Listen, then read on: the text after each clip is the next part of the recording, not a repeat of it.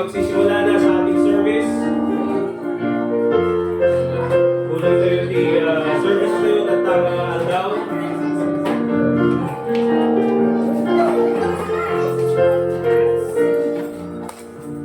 Okay mga kids, you behave kayo ha, behave kayong lahat. No running around, no screaming, just listen to the preacher, okay? Amen, kids? Amen. Okay, but yes, you have a question? Yes, Dad. No, very good. Listen, huh? Yes, Alright. Let's all stand up please mga kapatid. Tayo ay mananalangin na. And after that, dadako po tayo sa ating congregational singing. Let us pray. Once again, Father God, muli po kami nagpapasalamat sa presensya ng bawat isa, sa safety. Ganun din po, Panginoon, sa health na binigay niyo sa amin. We pray, Lord, that ikaw po ang patuloy na magbigay sa amin ng kalakasan so that we can continue to serve you. And this time, Panginoon, help us focus our minds and our hearts into worshiping you this time at ganun din po in listening to your word later on. Lord, once again, nagpapasalamat po kami for the privilege to serve you and to glorify you. And also, dear God, we pray na ikaw po sana ang magbigay din sa amin ng sapat na karunungan and katalinuhan para maintindihan po namin all the principles we need to learn from your word this morning. And also pray in the name of the Lord Jesus Christ. Amen. Let's remain standing please for our festival.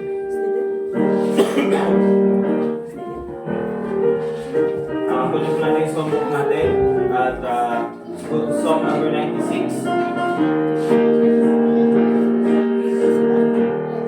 Song number 96, God Jesus along. Let's sing it on the first.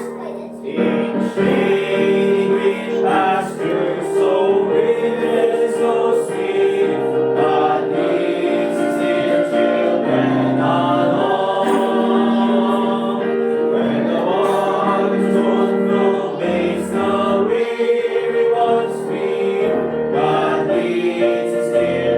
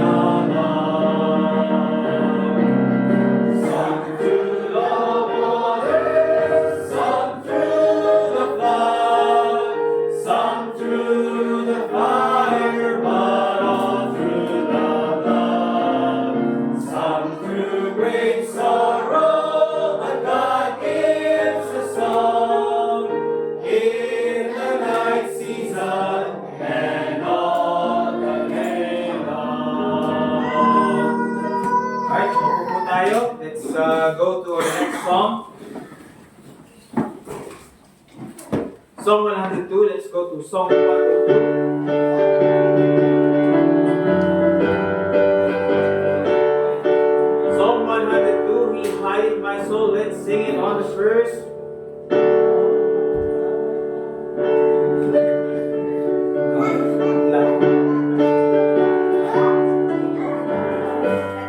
Okay, let's again sing it on the first. Oh, wonderful Savior is Jesus my Lord. Oh, wonderful Savior to me. He hideth my soul in the cleft of the rock, where rivers of pleasure I see. He hideth my soul in the cleft of the rock, where shadows a dry, thirsty land. He hideth my life in the depths of His love, and covers me there with His hand, and covers me there with His hand. A wonderful Savior is Jesus my Lord. He taketh my burden away. He holdeth me up, and I shall not be moved. He giveth me strength as my day. He hideth my soul in the cleft of the rock, that shadows a dry, thirsty land. He hideth my life in the depths of His love, and covers me there with His hand, and covers me there with His hand. With numberless blessings each moment He crowns, and filled with His fullness divine. I sing in my rapture, oh glory to God, for such a Redeemer as mine. He hideth my soul in the cleft of the rock, that shadows a dry, thirsty land. He hideth my life in the depths of His love, and covers me there with His hand, and covers me there with His hand. When clothed in His brightness, transported I rise, to meet Him in clouds of the sky. His perfect salvation, His wonderful love, a shout in a million sunrise. He hideth my soul in the cleft of the rock, that shadows a dry, thirsty land. He hideth my life in the depths of His love, and covers me there with His hand, and covers me there with His hand.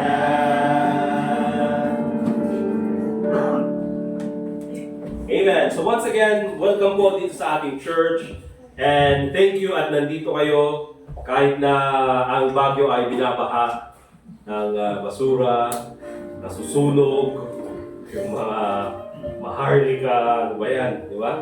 But anyway, thank you for being here kahit na makulimlim ang weather. But also mga kapatid, later on this afternoon, meron po tayong guest speaker. Amen po ba? Okay, missionary po going, I think napunta na sa Thailand. Missionary sa Thailand, missionary Kevin Isula ang binigay na pangalan sa akin. So, maganda po, pakinggan natin yung preaching later on this afternoon. At kung ano po yung na-prepare na mensahe para sa atin, ay yun po yung tanggapin natin. Okay? So yun po, this coming afternoon, 1 p.m. And also, yung fellowship ng ladies and men's fellowship ay ililipat po natin sa third Sunday. So instead na ngayon, na naging next week, doon na lang sa third Sunday. So parang ano siya, September 15. Tama ba? Hindi. Ano yun? 7, no? 14, 21. Okay, September 21. September 21 po, yung ladies and men's fellowship in the afternoon. And of course, sa September 28, meron tayong guest speaker tulad ng nasabi ko, yung missionary ng Highcrest sa Tadjan, si Pastor John Pahigon, siya po yung magiging guest speaker natin. Okay, so yun po yung mga activities natin for this month. Alright? Kilalanin po natin mga kapatid yung mga celebrants natin ng September. Meron po ba? Ano yung first name mo, Adi? Marmazin po, Pastor. Ano? Marmazin. Marmazin. Dati pala mo? Ha? Maria. Maria. Ano Marimar? Okay. So, nag-attend siya noon, kaso wala ako noon. Doon kami sa main church. Pero thank you at nakasubdi ka. Inapagpag yun naman doon. Dito lang nga ito. Ako? Hotel Elizabeth? Tapos nag-breakfast ka sa Grumpy Joe. Okay, so at least karo ba tayo lang, okay? Kano yung birthday mo, Mar? Next Sunday po. Next Sunday, September 14. Okay, may ganda kami para kayo. Lunch. Ni Brother Larry, September 28, Sunday mo lang. Okay? So nga pa, yan eh, parang tayo manok lang, manok. Sino pa yung nag-birthday ni September? Wala na ba? Nasa bag ko yan. Saglit, nga nga.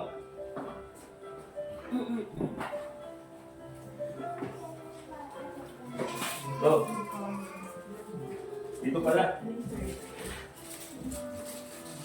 Si Ma'am Vilma, si Jemima, and si Brother Larry. Alright, so kantahan natin yung mga, sino pa eh? Kapay ba?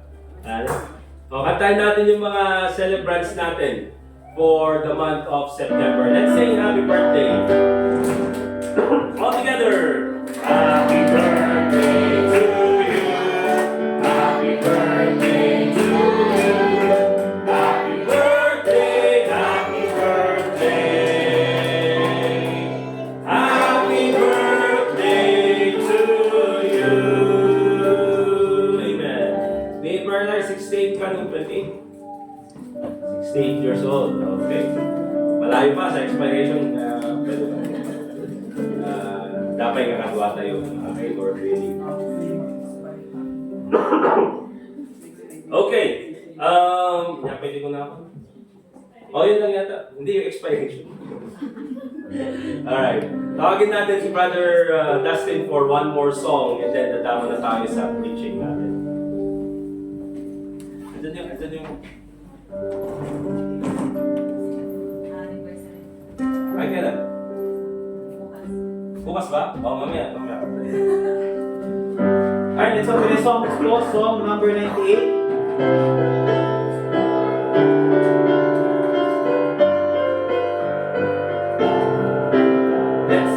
Sing the name of Jesus is so sweet. Let's sing it on the first. The name of Jesus is so sweet. I love its music to repeat.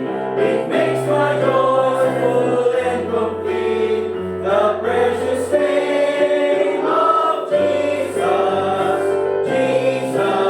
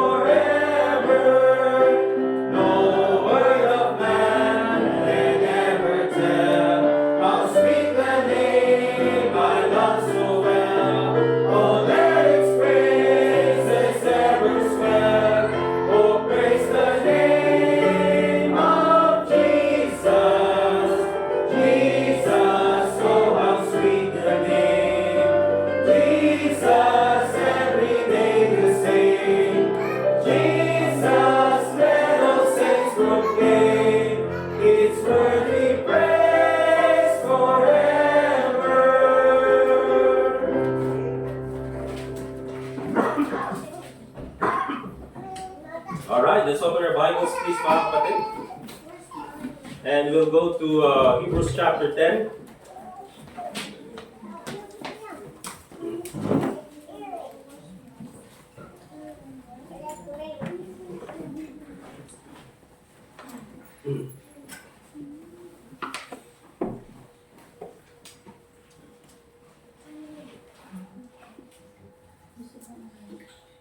And let me read mga kapatid, verse 19 hanggang verse 25. Let's all stand up please. Basahin po natin verse 19 hanggang verse 25. I will start sa verse 19. And then kayo sa verse 20 and then sabay-sabay tayo sa verse 25.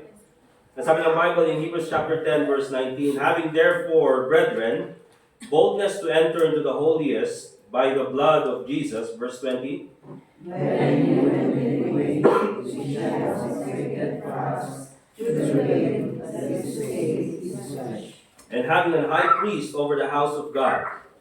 Let us all hear with a true heart, whose pleasure is made, having our hearts sprinkled on equal conscience, and our bodies washed with pure water. Let us hold fast the profession of our faith without wavering, for he is faithful that promised.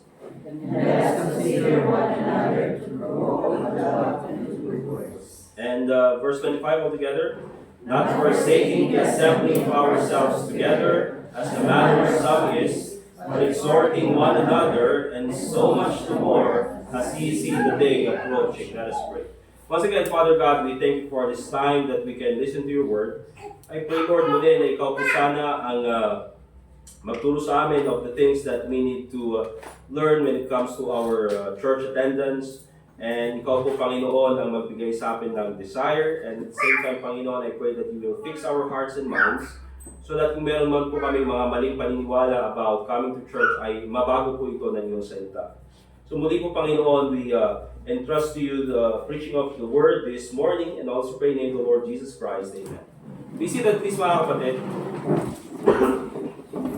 And ang pag-aaralan po natin, mga kapatid, is practical truths about going to church. Okay? Practical truths about going to church. Mga practical na mga katotohanan patungkol sa ating pagpunta sa church, pag-worship dito sa ating church. Okay? And titingnan natin why we go to church, the legacy of coming to church, and of course, so mga titingnan tayo ng mga practical applications, how we can be consistent when it comes to our church attendance. And let me just mention first of all, as part ng ating panimula dito sa ating lesson, mga kapatid, itong statement na ito, which I believe is true and biblical, when I say going to church is primarily, unang-una mga kapatid, to worship God and to serve others. Okay? Going to church is primarily to worship God and to serve others. Huwag niyo pong makalimutan yan, mga kapatid. Okay? Because the church, mga kapatid, ang church ko, ang pagpunta sa church ay it's not about what I get. Hindi po sa kung anong makukuha ko. And titingnan natin later on, mga kapatid, that there truly are things that you can get from coming to church, and those are good.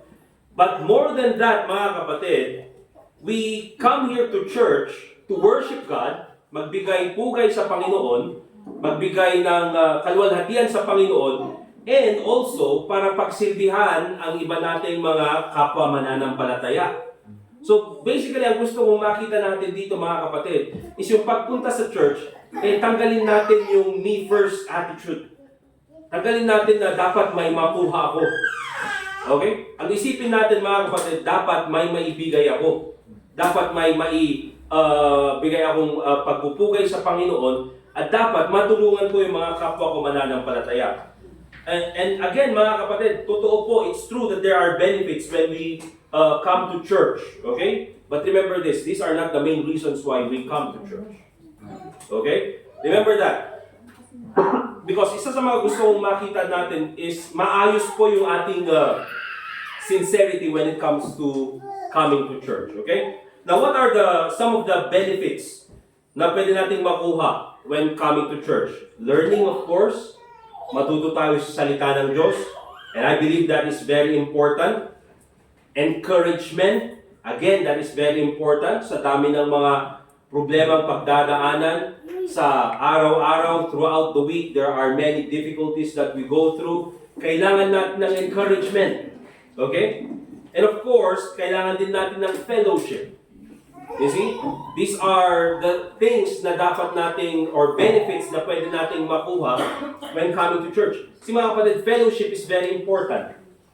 Okay? Bakit? Because pag nandun ka sa labas, and you know mga kapatid, as a Christian, it's important to understand or to,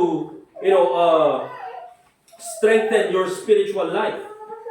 But for many of us na nasa labas, yung mga katrabaho natin, or even dun sa family natin minsan, dahil hindi pa sila natuto sa salita ng Diyos or hindi pa sila nanampalataya sa ating Kristo bilang tagapagligtas, wala silang pakalam when it comes to spiritual life. The only people, mga kapatid, that you can talk to when it comes to spirituality are people who are at church. Okay? Sila lang yung makakaintindi sa'yo. Hindi ka maintindihan. Actually, mga kapatid, sasabihin pa kanila, ba't pa kasi kailangan pumunta ng church? Di ba pupunta na kayo kanina? Ba't pupunta na naman ng hapon?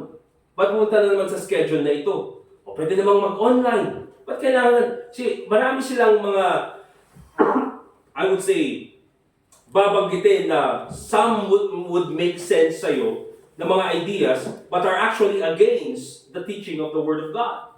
Okay? Katulad mga kapatid ng online ng online. Well, it's good mga kapatid na mayroon tayong technology na online. Di ba?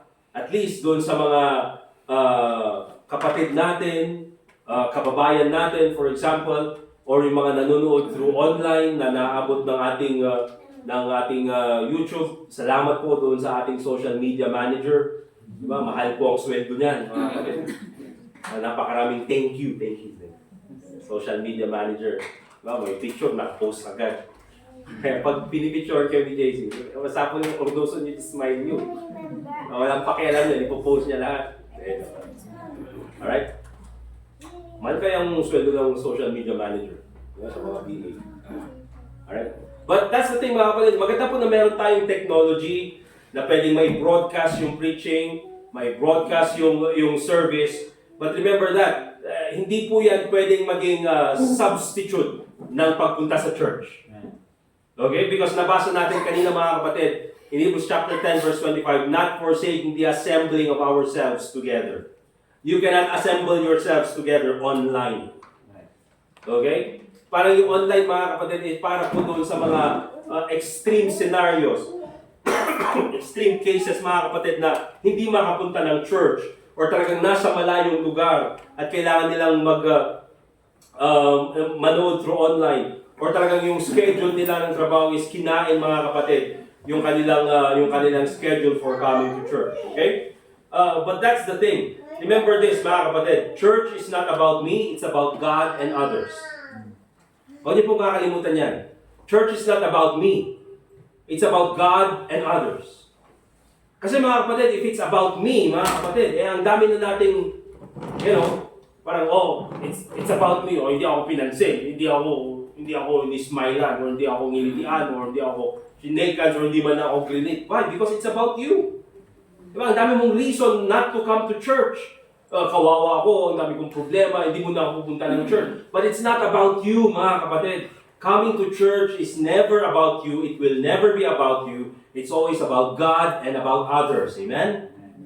So, yan po yung itatak natin sa isip natin. Let's go to Revelation chapter 2, verse 1.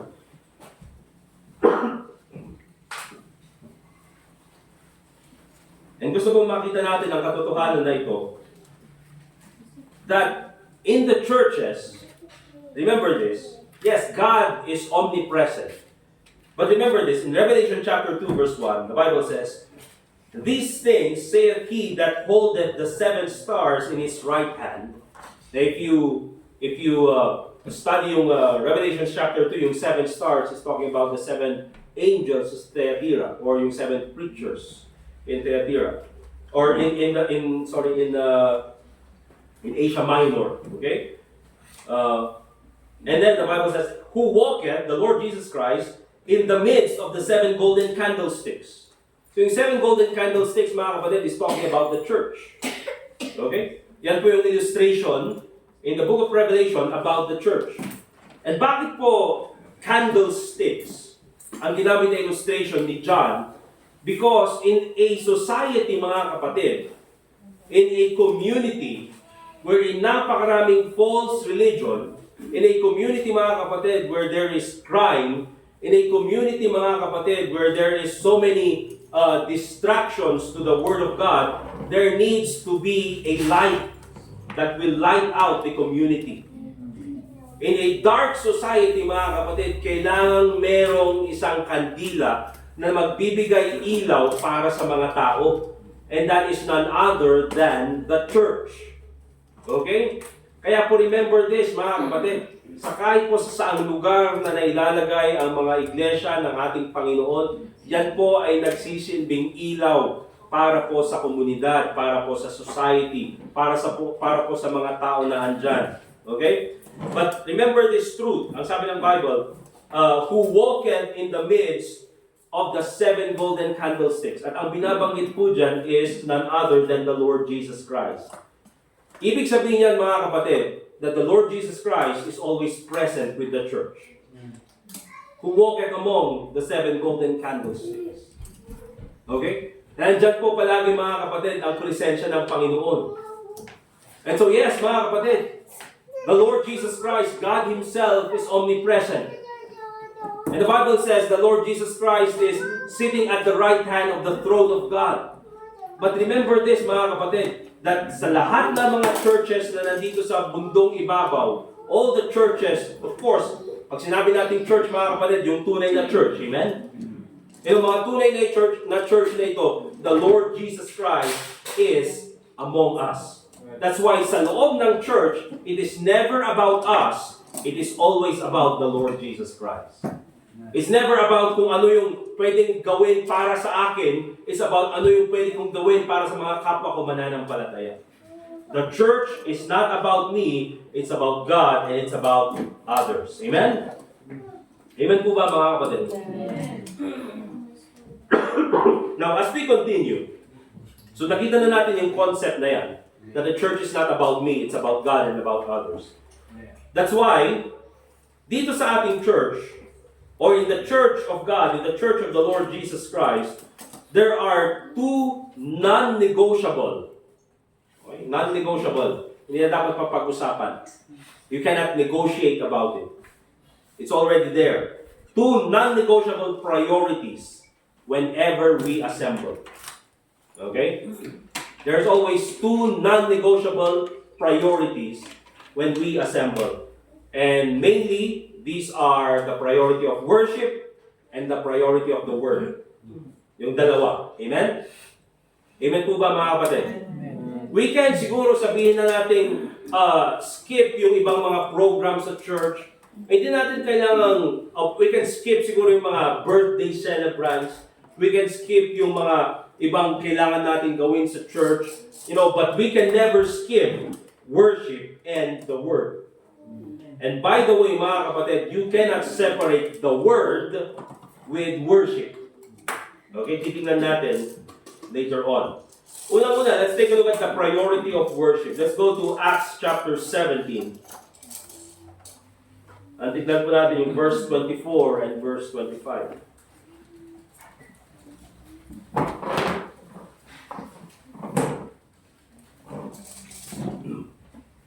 Acts chapter 17. And in verse 24 and verse 25, the Bible says, yung sabi ni Apostle Paul, God that made the world and all things therein, seeing that He is Lord of heaven and earth.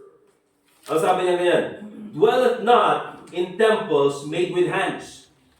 Kasi yung mga tao dito, you see, talking about yung the unknown God, sabi niya ganyan, ang in-explain ni Apostle Paul, na yung Diyos na naglalang sa lahat ng mga bagay na ito na nasa mundong ibabaw, the Lord of heaven and earth, hindi siya nakatira, mga kapatid, diyan sa Manawag. Hindi siya nakatira, mga kapatid, diyan sa ano pa ba? Doon sa Mecca. O hindi siya nakatira diyan sa Buddhist temple. Hindi siya nakatira dyan sa mga templo na yan, mga kapatid. Why would God live there? Ang pangit, ang lamig. Diba? Ang pangit ng tiles, ang pangit ng... Ay, yung architecture ng mga temple, nakakatakot, puro usok. Diba? So, bakit titira doon ang Panginoon? He does not dwell, not in temples made with hands. Verse 25, neither is worship with men's hands. Okay? But ang point doon is this, as though He needed anything. Na kumbaga parang, worship natin ng Panginoon, kailangan niya ito. No, mga kapatid, God does not need your worship, but He demands worship. Okay? And so sabi niya ganyan, seeing He given to all life and breath and all things. You know why we worship God, mga kapatid? Unang-una, because He deserves all glory and praise. Okay? We worship God because He deserves all glory and praise. Kaya tulad ng sabi ko dati, mga kapatid, when it comes to worship, worship is not for God. Although we worship God and He demands worship, pero ang sabi dito, na as though He needed anything. Bakit, mga kapatid? Lalakas ba ang Panginoon pag winworship natin siya?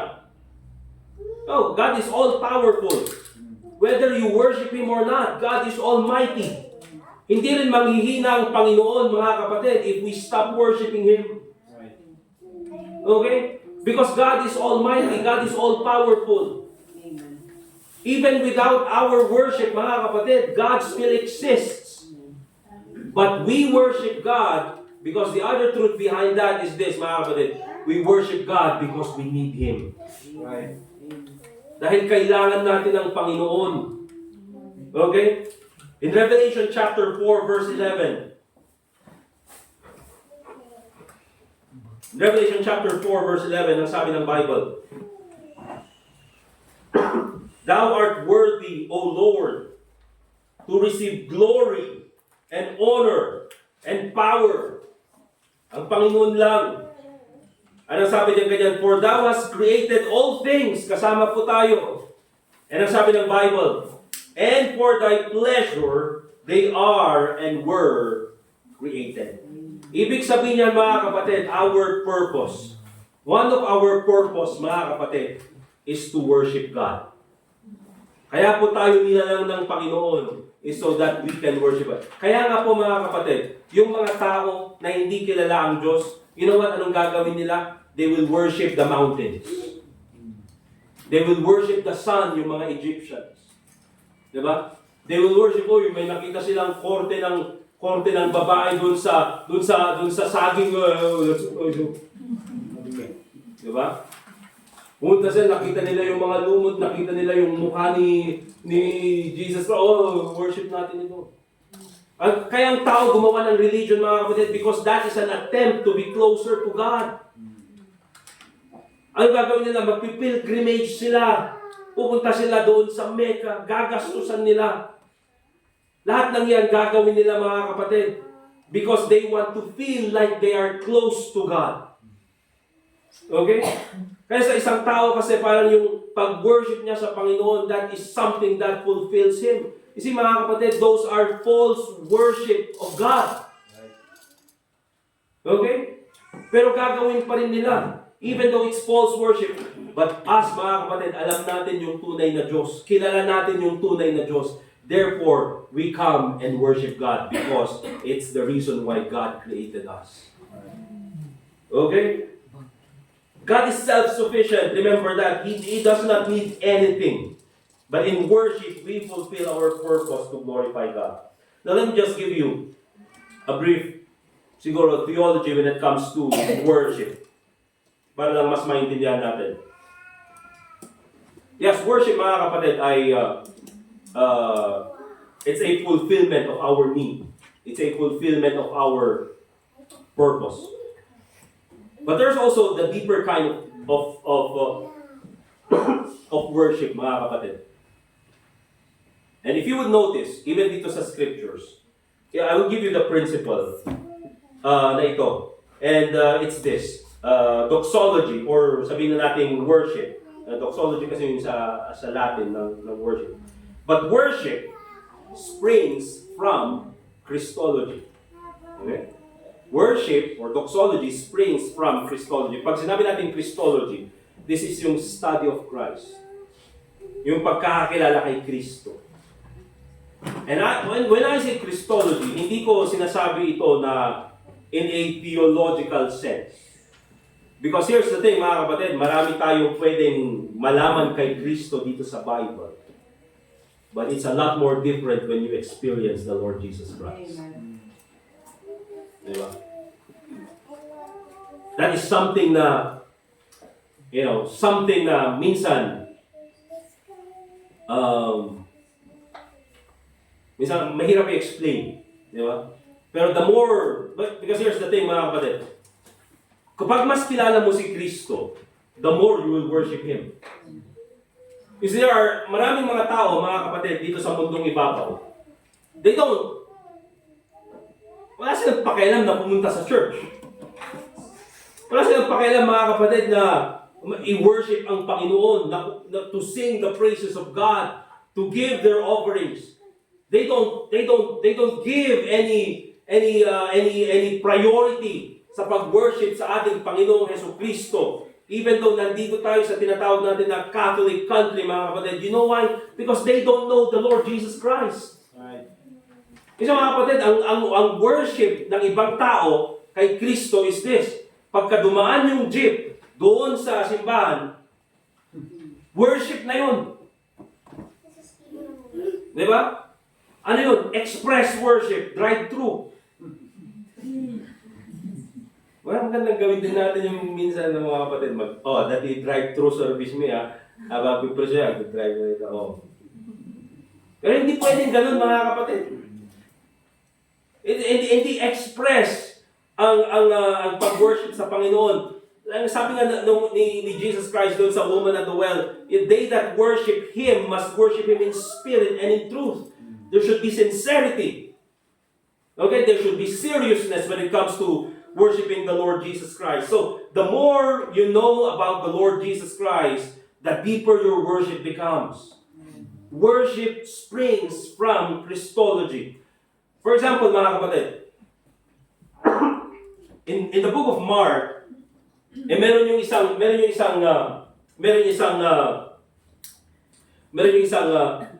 lalaki na sinapian ng masasamang espiritu, ng mga demonyo, of course. And sinapian siyang ganyan. And so talagang kinakawawan nila yung tao na yon. And then dumating si Jesus Christ. Anong unang ginawa nung sinasapian ng mga demonyo? Tumakbo kay Jesus Christ and knelt down and begged on the feet of the Lord Jesus Christ. Right. Demonyo yun, mga kapatid. You know why? Because they know who the Lord Jesus Christ is. Same thing na ginawa nung demon-possessed man sa Gadara. Nung nakita niya si Jesus Christ, tumakbo kay Jesus Christ at nagmakaawa kay Kristo because he knew who the Lord Jesus Christ was. Kilala niya kung sino si Jesus Christ. Buti nga yung demonyo, mga kapatid, may takot sa Diyos Buti yung demonyo may takot kay Kristo. Now, yung mga disciples, mga kapatid, nung nandun sila sa Sea of Galilee, anong ginawa nila, mga kapatid? And nandyan yung bagyo, sila ay takot na takot. Lord, carest thou not that we perish? Anong sabi ng Bible? Si Jesus Christ tumayo and spoke to the sea. And the Bible says, and there was a great calm. And anong sabi ng mga disciple? Anong klaseng tao na ito na kahit yung mga hangin and even the waves obey Him? You see, mga kapatid, the more you know about the Lord Jesus Christ, the deeper your worship becomes. But it's not limited to that, mga kapatid. Yung pagkilala kay Kristo ay hindi lang through scriptures. It's good na marami tayong alam sa scriptures. But yung pagkilala kay Kristo is also, nakikita natin yan through the experiences na pinagdaanan natin, which is proven by scriptures. Kasi ang dami natin pinagdaanan, mga kapatid, na walang pwedeng makakatulong sa atin, na hindi natin alam yung gagawin natin. Ano nung ginawa natin? Pinasa Diyos na lang natin. And that's the best thing that we have done. And you know what, mga kapatid? All throughout those difficulties, God provided. All throughout those difficulties, God gave us. God saved us. Nagbigay ang Panginoon. God healed us. Lahat ng yan, mga kapatid, ginawa ng Panginoon. And therefore, mga kapatid, mas malalim yung pagkakakilala natin sa Panginoon. Bakit, mga kapatid? Alam ko na pag ako may problema, meron akong tatakbuhan, si Kristo. And that's why maraming Kristiyano, mga kapatid, kahit na maraming problema, pupunta pa rin sa church. You know why? Kasi nakilala na nila si Kristo eh. Okay? And so that worship, mga kapatid, the worship that we have springs from Christology, yung pagkakilala natin kay Kristo. So that's the priority of worship. But also, tingnan natin the priority of the Word. Kaya dito sa church, mga kapatid, when we come here, remember this, we are here to worship the Lord Jesus Christ. Amen? Hindi po kayo nandito para palakpakan yung preacher, o hindi kayo nandito, mga kapatid, para lang sa impress ang ibang tao, or sabihin na natin, pupunta ako sa church para susuot ko yung bago kong damit. Hindi po, mga kapatid. Yung susuot ko nila yung bago mong damit kung kaya sa Burnham. Di ba? Pupunta tayo dito sa church because we are here to worship the Lord Jesus Christ. Amen? That should be, itatak natin yan sa isip natin. Pero yung iba, buti nga yung iba, nakilala nila yung asawa nila sa church.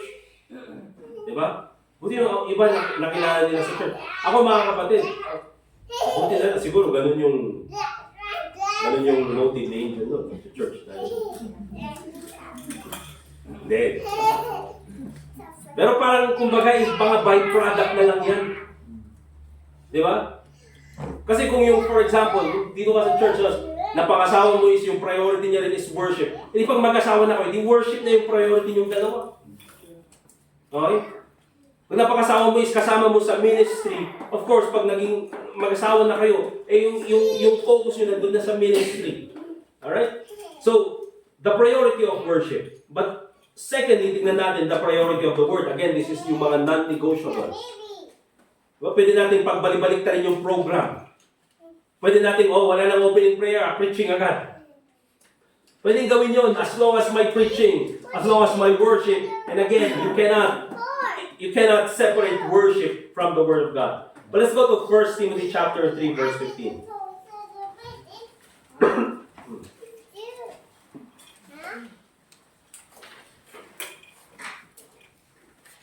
First Timothy chapter 3, verse 15. Sabi ng Bible, but if I tarry long, that thou mayest know how thou oughtest to behave thyself in the house of God, which is the church of the living God, the pillar and ground of the truth. The pillar and ground of the truth. Now, mga kapatid, isa lang naman ang the truth dito sa Bible. The Bible says, I am the way, the truth, and the life. No man cometh unto the Father but by me. John 17:17, sanctify them with thy truth, thy word is truth. Kaya po, yung truth, mga kapatid, na absolute truth, it is interchangeable with the Lord Jesus Christ and the Word of God. Okay? So, punta po kayo sa Nehemiah chapter 8, verse 8. And may mga verses akong babasahin. Sabi kanina, the church of the living God, the pillar and ground of the truth. Remember this, mga kapatid. There is no institution sa banat ng lupa who will teach you about the Word of God other than the church. Kahit sa school, mga kapatid. Di ba? Wala kayong makikita doon na babayaran yung units. Kaya nung ano nga units kayo yung school nito sa? 30. 3? Wala mo 3, nag-split up po na. 30 units. Oy, naka-full ha? Naka-full. Okay? Ilang units ka? Hindi mo alam? Ay, konti na lang. Sagman ng units tayo. Kasi kami, nung college kami, tinitipid namin eh. Itong sem na ito, 10 units lang. Ganun. Di ba? 15 10 units lang. Pero that's the thing, kahit tingnan mo yung mga units na babayaran, mga subject. Wala namang ano doon. Wala namang babayaran kang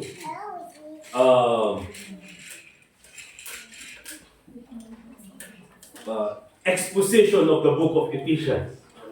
Walang mga ganun. Walang mga basic theology. Walang mga ganun, mga kapatid. Well, except kung Bible college. Bible college, wala kang mga subject. But that's the thing, mga kapatid. No other institution sa balat ng lupa ang binigay ng Panginoon para magturo ng salita ng Diyos sa mga tao other than the Word of God. Hindi mo makikita yan sa Senado. Wala kang makikita, mga kapatid, okay, ganito ang gawin natin. The House of Congress ay titignan natin kung ano ba talaga ang tunay na kaligtasan according sa salita ng Diyos. Walang ganun, mga kapatid. Alam nila, budget. Budget. Kontrata. Ilan naman mga ginagawa doon? Wala pong, World Health Organization. Nakatutok sa mga temporal things. The things that we see here in this world. But the only thing na binigyan ng Panginoon ng atas para ituro yung salita ng Diyos is the church. Okay? Kaya when you come to church, you ought to learn from the Word of God. And that is one of the benefits na pwede mong makuha. So, nandiyan kayo sa Nehemiah chapter 8, verse 8. Let me just read 1 Timothy 4, chapter 4, verse 1 and 2. Preach the word, be instant in season, out of season. Rebuke, exhort with all long suffering and doctrine. 1 Timothy chapter 4, verse 13. Till I come, give attendance to reading, to exhortation, to doctrine. Now, in Nehemiah chapter 8, verse 8,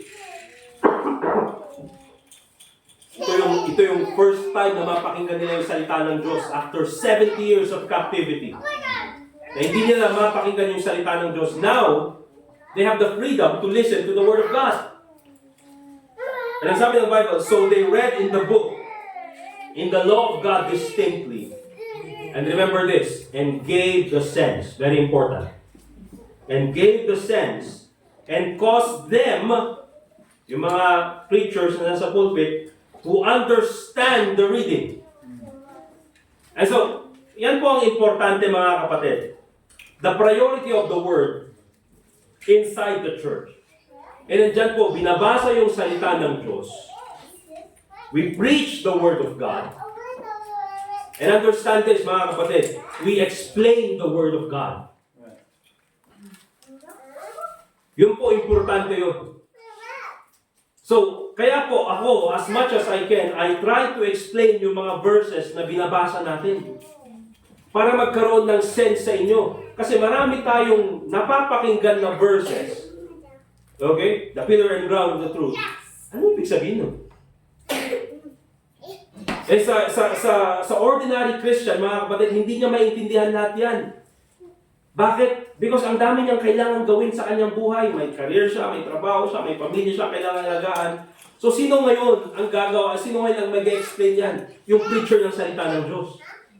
Dahil yun yung kanyang trabaho. Yun yung aking trabaho, mga kapatid, i-explain yung salita ng Diyos sa inyo. That's why, remember this, mga kapatid, kung meron po sa atin dito, there are verses which does not make sense. Nakita niyo po ako. And Lord willing, we can make it make sense. Remember that. Huwag po kayong pupunta sa ibang preacher ng ibang simbahan. Baka iba ang turo sa inyo. Naintindihan po? Because in many occasions, mga kapatid, wala na pong priority of the word. Okay? There's no more priority of the word. Every faithful service centers on Scripture. Remember that. We read the Scripture, we preach the Scripture, we explain the Scripture, and when we go home, we apply the Scripture. Amen? You see, modern churches, mga kapatid, karamihan ng mga modern churches ngayon, they focus more on programs than worship. Diba?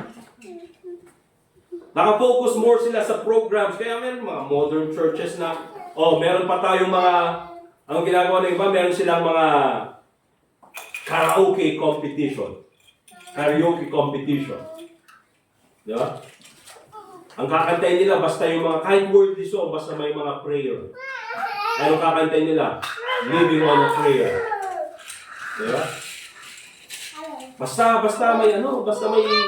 may something na parang word of God, yung idadagdag nila. Okay? Because yun ay naging focus, mga kapatid. And so dyan po dumarating, mga kapatid, yung mga church people, church goers, who only go to church for entertainment. You know what entertainment is? Entertainment is about me. I want to be entertained. Diba? I want to be, gusto kong tumawa. Gusto kong makarinig ng jokes. Gusto kong, because mga kapatid, dyan na pumapasok, mga kapatid, yung mga tao, church-goers, na ang focus, pupunta sa church only to be entertained. And if you are coming to church, mga kapatid, to be entertained, awag po dito. Bakit? Wala po kaming talent. Diba? Gusto niyo po ng entertainment? Andyan, yung mga sa comedy club, punta kayo. Or punta kayo dyan sa mga, ewan ko, saan po kayo nagpapa-entertain? Okay, punta kayo dyan sa mga sayawan, punta kayo dyan sa mga talent show, yung ma-entertain kayo. Pero dito mga kapatid, this is not a place of entertainment. This is not a gathering for entertainment. People here are not here to be entertained. People are here to be worship, to worship. Amen? Nandito tayo para i-worship ang Panginoon. Kaya po, as much as we can, kung titignan nyo, hindi naman po sinasabi natin na bawal yung once in a while, meron po yung mga having fun. Hindi naman po bawal yan. But as long as nandun yung focus sa worship and the Word of God. Alright? Kaya kung titignan nyo po, simple po yung program natin. Let's sing songs, songs of worship, songs of praise, and then let's listen to the Word of God. Okay? Kung meron mga celebrants, let's sing for them, kantaan natin sila.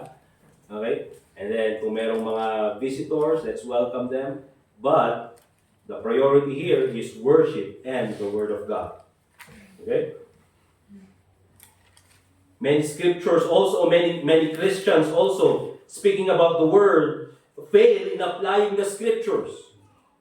Mga kapatid, ang pag-worship mo sa Panginoon is not limited here in this meeting place. Remember that. Sabi ni Jesus Christ doon sa woman at the well, they that worship Him, God is a spirit. Sabi niya ganyan. And they that worship Him, God, must worship Him in spirit and in truth. Sa espiritu at katotohanan. Ano ibig sabihin yan, mga kapatid? Yung worship natin is not limited in this gathering. Nakatulad ng iba na, okay, gather tayo dito. Gusto mo mag-yosi, yosi ka sa labas. Mag-yosi sila, and then babalik na naman. Hindi po mga kapatid. It's not limited dito sa gathering natin na ito. Our worship must follow us when we get back home. Kaya sabi ko mga kapatid, they that worship Him must worship Him in spirit and in truth. Sa espiritu at katotohanan. What is the truth? Sabi ni Jesus Christ, sabi ni Jesus Christ, Thy word is truth. Ibig sabihin mga kapatid, yung mga natututunan natin na prinsipyo dito sa church, dapat pag-uwi natin sa bahay, ay ina-apply po natin. Amen? Diyan po nagkakaroon ng sincere worship. Diyan po nagkakaroon ng sincere na pananampahan sa Panginoon. But let me add this, mga kapatid. No preaching is perfect. Amen? No preacher is perfect. Tandaan niyo po yan. Meron pong mga minsan pagkakamali. That's why it's very important sa inyong mga nakikinig. You need to learn to filter the truth from opinions. Naintindihan po? Kaya alam niyo dapat yung sinasabi ng salita ng Diyos. You need to learn how to filter out the truth from opinion. Pag yung truth galing sa salita ng Diyos, tanggapin nyo. If yung opinion, mga kapatid, na sinasabi na ng preacher, ito, opinion ko to, And hindi mo kailangan tanggapin yan because it's not absolute truth from the Word of God. Amen? Kung may wisdom na kasama and agreeable sa salita ng Diyos, tanggapin. Pero kung hindi applicable sa iyo, you don't have to take it. Bakit? Because it's an opinion. Okay? Tulad ng sabi ko mga kapatid, marami kayong preachers na mapapakinggan.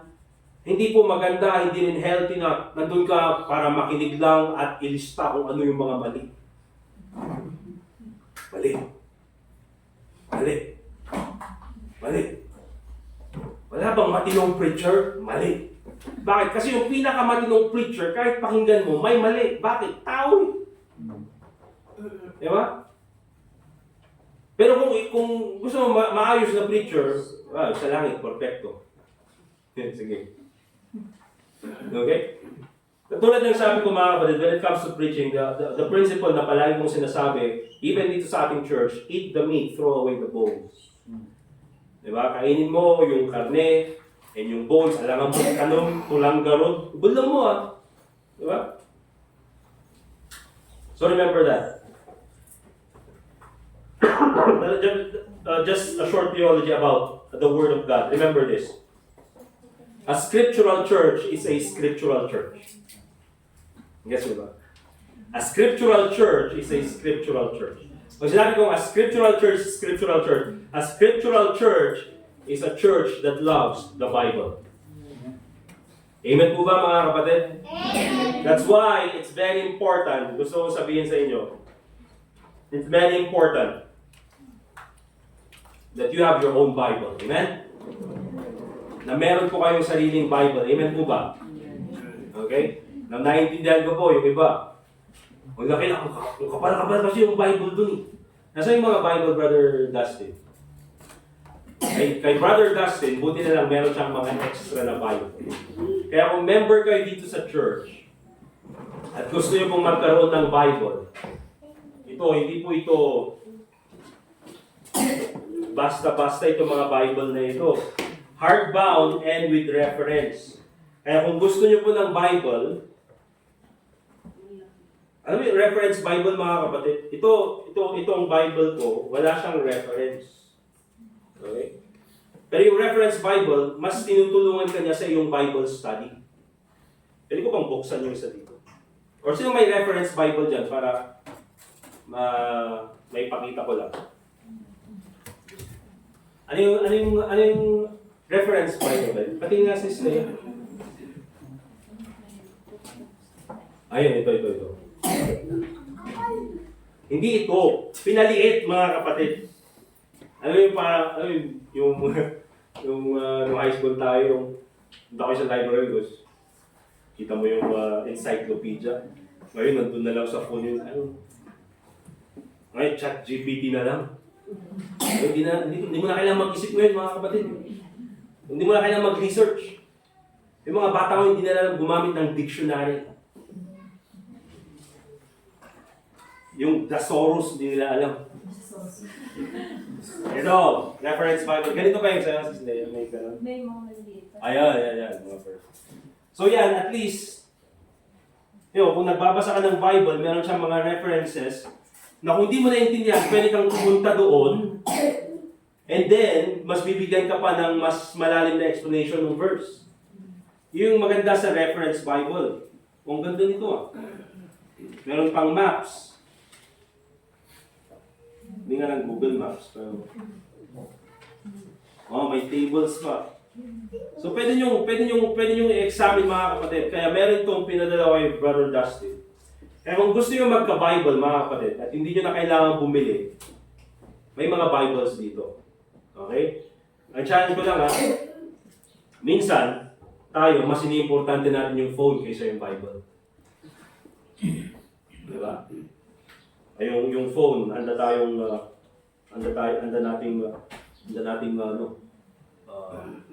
10 years to pay. Sabi ko, 10 years to pay. Diba? Pero yung Bible, maganda mag-invest tayo sa sarili nating Bible. Amen? Pero ito hindi nyo na kailangan bilhin. Kunin nyo na lang. As long as, ang gusto ko lang naman is, as long as basahin nyo, and then dalhin nyo sa church every Sunday. Amen? So maraming 5 pieces to, di ba? 5 pieces po. Ito mga Bible na ito. Kung may naglalakas ng loob na gustong kumuha nito, hindi lang ito Bible mga kapatid, weapon din ito. Armas. Okay? Nasa pwede tayo, pangor mo dyan, nasakit mo ta. Naalala ko na yung ano, naalala ko yung sinabihan doon sa apugan na ano, sinabihan na ganyan, sinasabihan siya ganyan. So, ang ginawa ng pastor na biglang lumating ako, sandali yung pastor, pinag-aampas niya ng Bible. Pinag-aampas niya ng Bible, tapos nung, pastor, siya na ito yun. Namagaling dito niya. Yung babae, grabe. Ewan ko yung papasapi, apasin kayo ng Bible na ganyan. Okay, so a scriptural church is a scripture-loving church. Amen? So bring your own Bible to church. Alright, pagpatuloy po natin, malapit na tayo matapos. Now, our legacy within the church, ito very important. Nakita natin yung why we come to church. It's for God, we worship God, and for others. And surprisingly mga kapatid, kahit yung mga ginagawa natin na yun, we still benefit from that. Okay? But here's the thing, what's the legacy that we live? I mean, yung pagpunta pa natin sa church is just something that we do. But here's the thing, mga kapatid, there's a legacy behind that. And pag sinabi natin legacy, pamana para sa mga anak. Okay? At hindi lang pamana sa mga anak. But pag sinabi natin legacy, may isa nga pakalaglagipan, something that you are remembered by. Alright? Look at 2 Timothy chapter 1, verse 5. 2 Timothy chapter 1 and verse 5.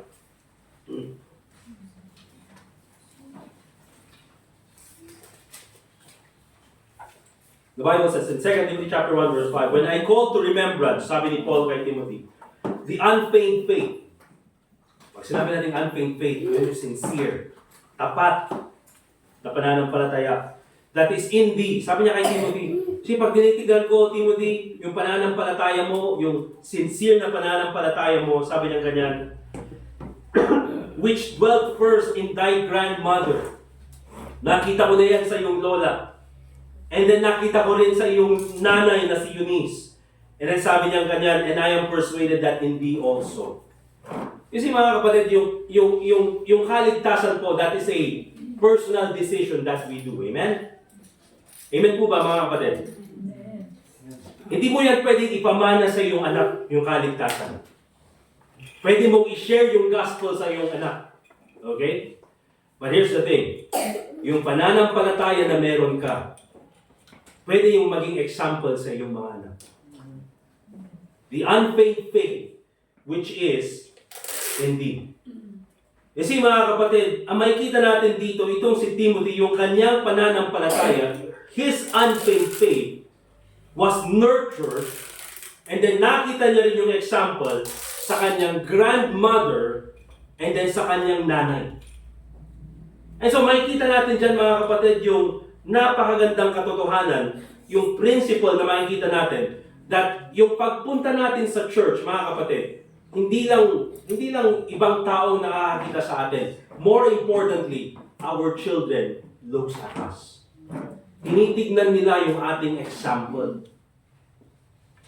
Kaya ganyan, nakita, sabi ni Paul kay Timothy, yung sincere na pananampalataya mo. Kasi nakita ko na yan sa lola mo, nakita ko na yan sa nanay mo, at ngayon, sigurado ako na yan yung nasa iyo. See, what faithful attendance builds? Especially sa aking mga anak. Ano ba yung nabibuild ng faithful attendance? Yung pagpunta natin sa church. You see, when we come to church always, when we do our best to come to church, it creates a habit of seeking God first. At nakikita yan ng mga anak natin. Bata pa yung anak ko, hindi pa niya naiintindihan. Yes, hindi niya naiintindihan. Pero alam niya at maalala niya mula pagkabata, ba't kaya ako dinadala ako ni mama, papa sa church noon? You know why mga kapatid, maraming mga kabataan ngayon ang hirap dalhin sa church. You know why? They have no experience of coming to church when they were young. Di ba? Hindi lang yan mga kapatid. What faithful attendance builds sa mga bata. Kasi, iniisip ko, magandang pangalan dito. Minsan kasi, sinasabi yung core memory. Core memory unlock. Hindi po mga kapatid. But I think ang maganda dito is memory bank. Diba? Memory bank.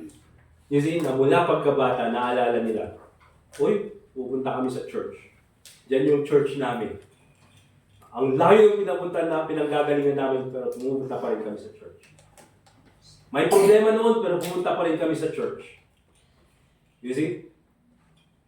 Kahit na problematic noon, pero pupunta pa rin kami sa church. Ganito yung weather noon, pero pupunta pa rin kami sa church. You see, that is a memory na nasa kanila that later on, they will remember hanggang pagtanda nila, and it's something that they will also do. Mga kapatid, by the grace of God, nandito tayo, but also by the grace of God, maipasa natin itong pananampalataya na ito sa mga anak natin. Because itong si Timothy, mga kapatid, hindi man, of course, sa biyaya ng Panginoon, but I would say, in one way or another, itong si Timothy, dahil the reason why he was faithful is because of the faithfulness of his grandmother and mother. Diba? Naging faithful siya dahil faithful yung lola niya, faithful yung nanay niya. Naging faithful pa rin siya, mga kapatid. And so, maraming kaya sinasabi natin minsan, karamihan din mga nagiging pastor, maraming nagpapastor. Mula nung pagkabata, galing na sa church. Of course, meron yung mga ginagamit ng Panginoon na naligtas sila ng 30, 35 years old. Okay? Pero karamihan po na mightily used by God na nagiging preacher, they were, at a young age, nandun na sa church. At ginamit ng Panginoon. So, let me ask you this, especially sa mga parents katulad ko. Ano kayong mga story ang sasabihin ng mga anak natin? Diba? When later on in life, ano kayong mga story sasabihin nila, pumunta lang kami sa church pagka okay. And so, if that's the example na nakita nila mga kapatid, that will be the example that they will do. Pero kung nakita nila example sa atin is, kahit anong mangyari, pupunta kami sa church, that is something that they will do. And you know what? Yung pananampalataya na nasa iyo, maipapasa sa kanila. And mas magiging malakas pa yung pananampalataya nila kaysa sa iyo. Remember this, mga kapatid, parents. Sinasabi ko, nandito tayo, we do our best. Gusto natin na magbigay sana ng magandang buhay para sa mga anak natin. Pero ang sabi ng Bible, itong mga bata na ito, yung number one goal natin is that they might hope in God. Magkaroon sila ng pananampalataya na ang pag-asa nila ay walang iba kundi ang Panginoon. Not us. You know why, mga kapatid? Because aalis tayo sa mundong ito. There will come a time, mga kapatid, na sila na lang ang may iwan. There will come a time na aalis tayo. And so, pag alis natin, they will learn to trust in God. And habang dito pa tayo, they learn to trust in God. Amen? Okay, last. Very quick. How to be consistent in church attendance. Anong kailangan natin gawin so that we will be consistent in our church attendance? Let's go to Acts chapter 20, verse 7. Acts chapter 20, verse 7. Ito na lang yung last verse na ipapabasa ko sa inyo. Yung mga ibang verses ako na magbabasa. Acts 20, verse 7, the Bible says, "And upon the first day of the week, when the disciples came together to break bread, Paul preached unto them, ready to depart on the morrow, and continued his speech until midnight." Upon the first day of the week. Mga kapatid, remember this, basic ito, pero gawin ulit natin. Set Sunday as a day for the Lord. Amen? Pero ang preaching dati dito, Sunday is for the Lord. Nakaset dapat yan, mga kapatid. Ibig sabihin, Saturday pa lang, iniisip na natin na pupunta tayo sa church. Hindi yung pagkagising ng Sunday. Pagkaya Sunday pa lang ngayon? Di ba? Kung nagulat ka pa na Sunday, parang gusto mo i-skip pa yung Sunday, Monday na lang. Hindi mga kapatid, we have to put in our minds mga kapatid na pag Sunday, Sunday ay para sa Panginoon. Pag Sunday, iniisip ko na andun ako sa church. There are many schedules na pwedeng darating pero Sunday andun ako sa church. Okay? No other schedules should be set on Sundays except worshiping the Lord Jesus Christ at church. Don't let anything stop you from coming to church. Not the weather, not the emotions. Mga kapatid, hindi naman po lahat tayo maganda yung mood palagi pag pumunta sa church, but we still come to church. Amen? And of course, not even an argument with your spouse. Yan po, maraming problema sa mga mag-asawa. Biglang mag-aaway, Sunday morning, palagi. Yan nila, wala na pupunta ng church. Kung nadama yung church. Okay? Pero you know what, baliktad yun. Pag nag-away kayo, punta kayo sa church. Bakit? Magkakabati kayo. Diyan pa kayo mas lalong magkakabati. E minsan yung away, dun lang sa bahay. Pag dun na kayo sa church, wala na, okay na yan. Nag-smile na kayo, okay na. Alright? And of course, ito pa, be glad to come to church. We'll end here. Psalm 122 verse 1, the Bible says, I was glad when they said unto me, let us go into the house of the Lord. Okay? Pag sinabi natin church, let us be glad when we come to church. Amen? Gawin natin magandang experience yung pagpunta sa church. Tama po? Ang dami mo nang problema, magiging malungkot ka pa sa pagpunta sa church. Just do your best, mga kapatid, to be glad when you come to church. And naiintindihan ko, lahat ng tao may problema. But sabi ni David, I was glad when they said unto me, yung pagpunta pa lang sa church, let us go unto the house of the Lord. Hindi pa siya nakarating sa church. Yung idea pa lang na pupunta sa church, tuwang-tuwa na siya. Let us find gladness in coming to church. Amen? Alright, let's pray. Dear God, Heavenly Father, once again, we thank you for this time na kami po muli ay nakapag-aral ng iyong salita. Lord, help us be consistent in coming to church. Let us all, please also help us, dear Lord, to fix our motives, fix our sincerity. When we come to church, help us remember, Panginoon, that the church is not about me, it's all about you. It's all about worship you and serving others. Help us give focus on worship and help us give focus and our priority in listening to the word. Salamat po, Panginoon, sa iyong kabutihan sa amin. Thank you for giving us a church. Thank you for giving us the opportunity to serve you. And also pray in the name of the Lord Jesus Christ. Let's continue to pray, mga kapatid. Anything you want to pray for, you can come to the altar and pray. And gusto mo punta ng altar and let God help you be consistent in your church attendance. Sige po.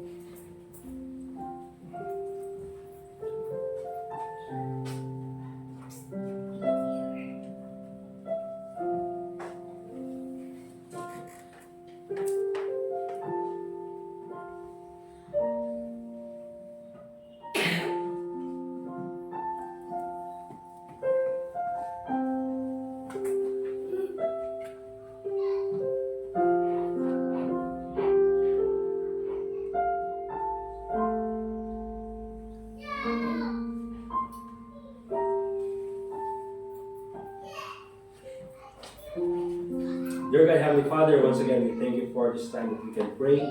Once again, dear God, ikaw po ang mamuno sa aming kalagitnaan, even po sa mga susunod pa mga activities namin.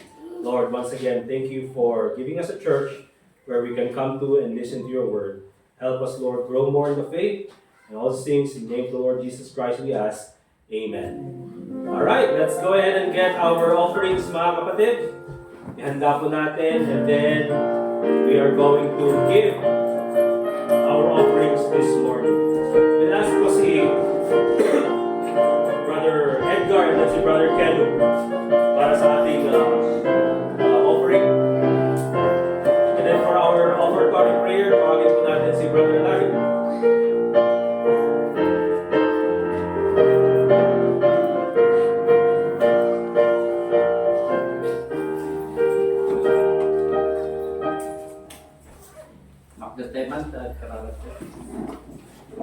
Thank you, Diyos Ama, sa oras na kami nangangigan. Thank you, iayat mo, kinembag mo kada kami. Kata saray kami babawan ng Espiritu, katakakadin na tuloy kami. Kata Diyos Ama, bendisyon naman na offering ang kami alaal kat mausap kami dito ipakadayang tinapit kami dawat ng karaan ka, tinalan ka kong Isus. Amen. Amen. Let's give our offerings mga kapatid.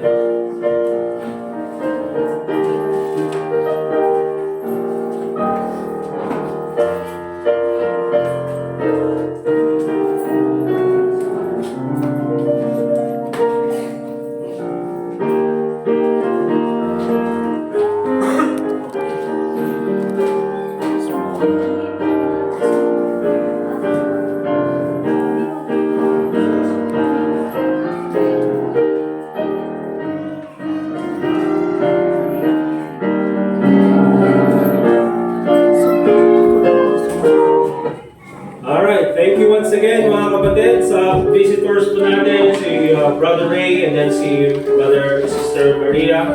Thank you sa pag-attend. And ang gagawin po natin after ng ating closing song and prayer, we have our fellowship, kakain po tayo ng lunch. And then 1 p.m., hopefully makarating po yung ating guest speaker. And then we'll have our afternoon service. And then tsaka po tayo mag-dismiss. Let's get our songbooks please mga kapatid. And open on song number 81.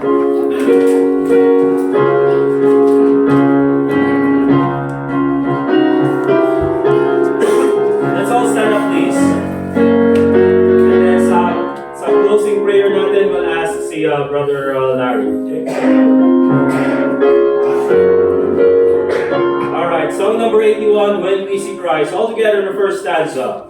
All times the blazing star, our trials are to bear.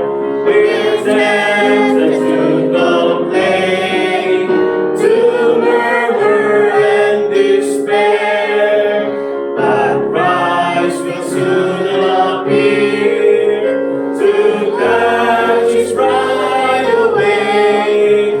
All tears forever over.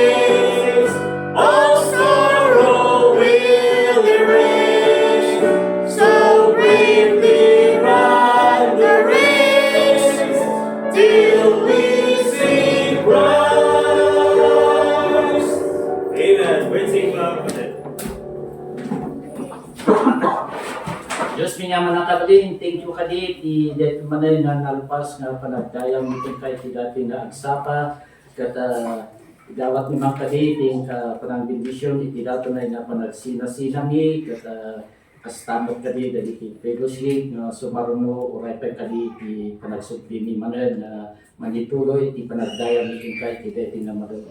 Kata Diyos Ama, sa karata kadi, di makiada kada kami, inalantak mo ni Jesus. Amen. Amen. We're dismissed mga kapatid. Let's shake hands. Let's fellowship.